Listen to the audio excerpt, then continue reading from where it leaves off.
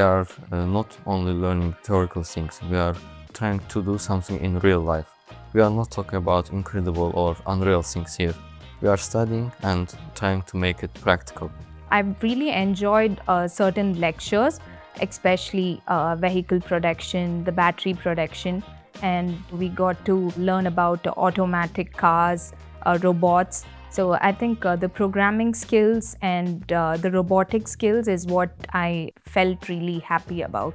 The way that the school presents you with how the industry works, how the manufacturing works, inspired me in a way that I was part of something bigger than I thought I was. And that makes me think that I can work not only in my country, but abroad and in many other areas.